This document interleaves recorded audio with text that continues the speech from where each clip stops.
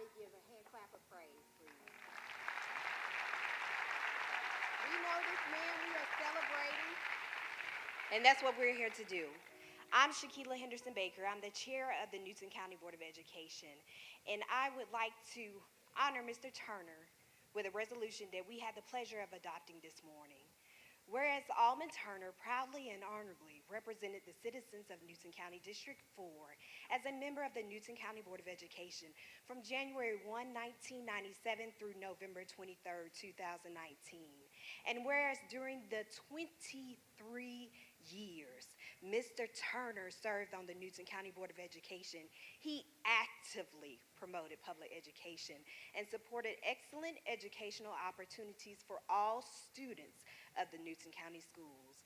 And whereas during his tenure, Mr. Turner provided quality leadership to the Board of Education through serving as both chair and vice chair multiple times.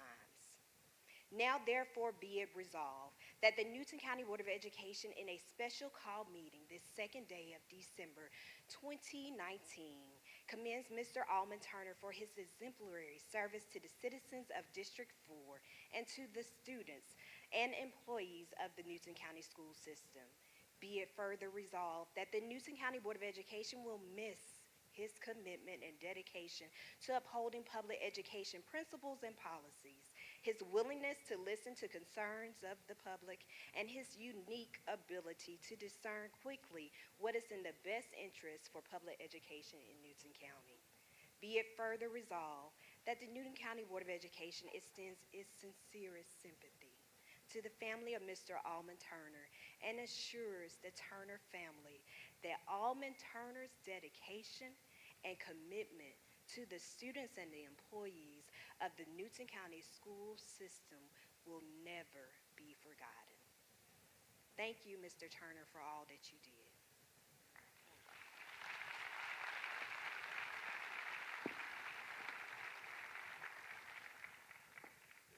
Good morning.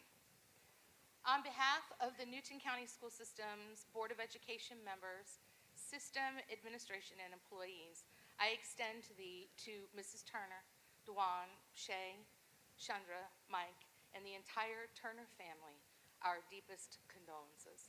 We love you all, and we are here for you today and into the future.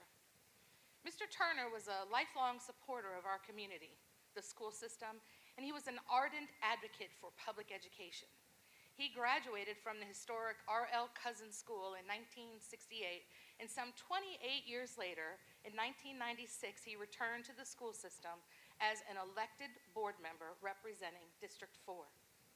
During his tenure, he worked hard to make decisions that were in the best interest of our students and employees.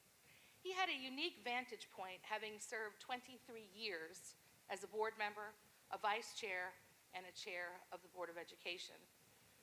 Mr. Turner served on our school board during the time that our enrollment grew by more than 1,000 students each year. When he began his first term, our school system's enrollment was approximately 9,000 students. Today, we serve roughly 19,500 students. You can imagine the work that he had to do. Mr. Turner served on our school board during the recession, the most troublesome financial period our school system had seen in recent history. He consistently proved to be the steady rudder that steered us to the safety of shore. Mr. Turner was a leader in good times, but he was an even better leader when the times got tough. But speaking of being a leader, Mr. Turner was also a leader when it came to my remarks at graduation. In my defense, in an effort to attempt to provide a unique experience to each graduating class, I would try to reinvent my graduation speech every year. A few years ago, I had just finished reading a book that I thought would be great to share with our graduates, and I will admit my speech was a little lengthier than in previous years. Well, okay, it was long. When we retreated to the green room after graduation, Mr. Turner belted out, "Dog, I think I aged 10 years sitting out there while you read your remarks." You could hear him say that, right? He busted out laughing, And then he put his leadership skills into overdrive as he rallied the other members of the board to heckle and mock what I thought was a very good speech. The result of all that jeering led to the development of the No Santa list, and Mr. Turner held the #1 position on the list. But I also went home, revised my speech prior to the next graduation, and it was shorter, which spelled victory for Mr. Turner. Mr. Turner's quick wit and humor made even the most trying of circumstances bearable. I always knew I could rely on him for a swift one-liner or a crazy dad joke. He was masterful at making you believe he was serious. But ultimately, whatever he was talking about would end in a belly-laughing punchline. 2 years ago, I called Mr. Turner to ask him if he had time to meet with me. I wanted to share something with him that was personal and that I wasn't comfortable speaking about outside of my family. And he told me, I'm on my way. I'll be right there. Now, I knew he was headed my way, but he always entered the office as quietly as a stealth bomber. He would walk in and then exclaim, "Hey, what are you doing?" Sometimes scaring me enough that I would jump out of my seat, which would tickle him, and he would laugh uncontrollably. And that was his calling card. He absolutely loved to scare me to death. And this day was no different. Anyway, he sat down and I told him the story of my ancestry DNA results. The story from start to finish is lengthy, so to honor Mr. Turner, I will spare you all the details. And just tell you that I had the surprise of my life when I learned that I had a half-sister. I told him we can confirm the results with an additional cell-based check and a scraping of the cheeks, which proved undeniably that we were related. And that kind of fueled his investigative spirit. He liked to know for sure you were right. To say that I was shocked would be an understatement. And Mr. Turner sat patiently, listening, smiling, nodding his head as I revealed the entire story. Then out of nowhere, he said, "Oh, thank goodness." And I looked at him with a puzzled look because that wasn't quite what I expected him to say. I was ready for the wisdom, the advice, and the support he would provide me. And he continued, "I thought you were going to tell me that you discovered you were related to your husband."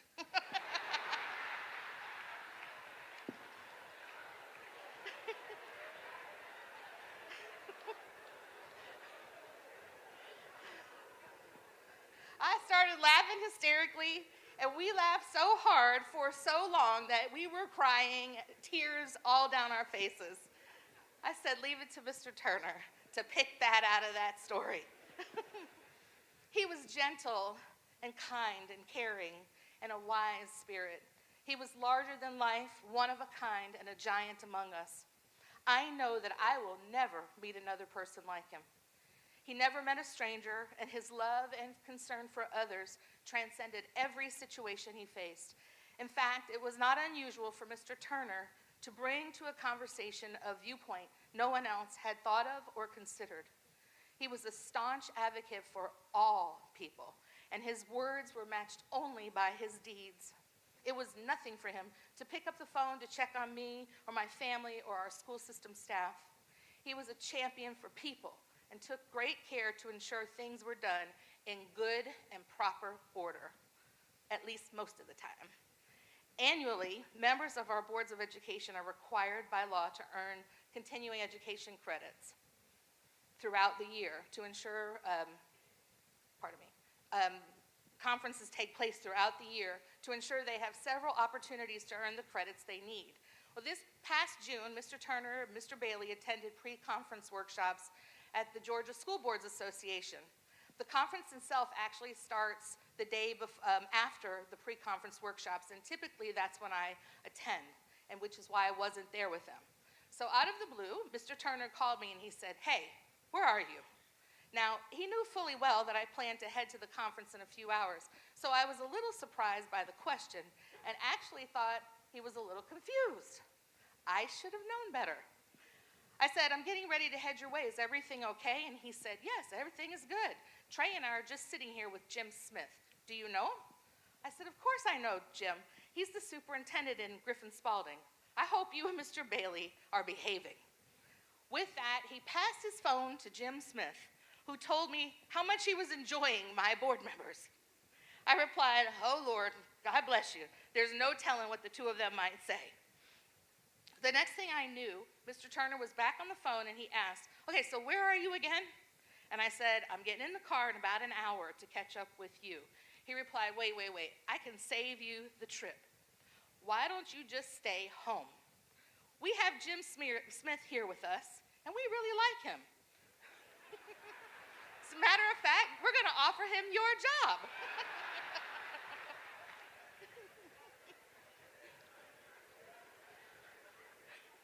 He continued, "Better yet, don't stay home. You should head to your office and get it cleaned up so we can bring him back with us." And I could hear his partner in crime laughing right along with him. And I said to Mr. Turner, "Bye, Mr. Turner."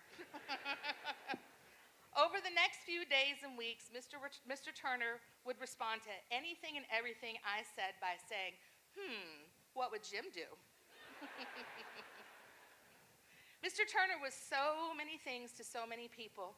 He was our school systems and communities' Superman. He was patient and kind, truthful, unselfish, trustworthy, dedicated, and forgiving. But at his core, Mr. Turner was a teacher. He spent his life teaching everyone who had the great fortune to interact with him, whether we were personally talking to him, having casual conversation, or whether we were in a professional situation. He was a master teacher. He was unselfish with his time, wisdom, and love. And his quiet resolve to prepare our school system and community to be vibrant, strong places that could be home to anyone and everyone was unparalleled. That is why I'm honoring Mr. Turner with the Superintendent's Coin of Distinction, which is reserved for those individuals who are heroes, dedicate their lives to serving others, go above and beyond, seek nothing in return for their actions and deeds, and serve as an example to be emulated.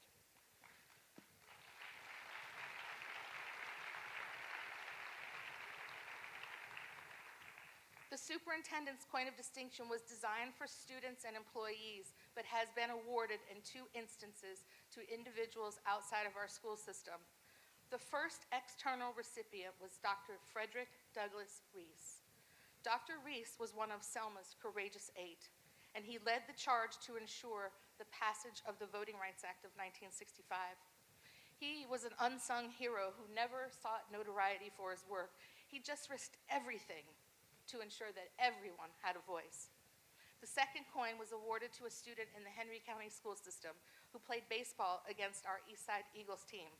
At the start of the game, the Henry County player dropped his bat at home plate, ran to the pitcher's mound, and hugged and consoled our Eastside pitcher, whose father had passed away just a couple of days prior to the game. And today, Mr. Turner is the 3rd recipient of the Superintendent's Coin of Distinction, recognizing his lifetime of teaching. I'm reminded of Robert W. Service's poem, "Carry On," which says, carry on, fight the good fight and true. Believe in your mission, greet life with a cheer. There's big work to do, and that's why you are here. Carry on, let the world be better for you, and at last when you pass, let this be your cry. Carry on, my soul, carry on." Mr. Turner taught everyone in this sanctuary everything we need to know to carry on properly. His teaching lives on in each of the lives he has touched. He taught us through his words and actions the importance of integrity, patience, kindness, fairness, friendship, love, forgiveness, dedication, care, and concern for others. And he capped off all of that with a dose of humor. In his absence, we owe it to him to carry forward his lasting legacy through our words and deeds. I loved and adored Mr. Turner, and I miss him terribly, but I cannot think of a better way to honor him than living each and every day following his well-planted and directed footsteps. Carry on, everyone, carry on.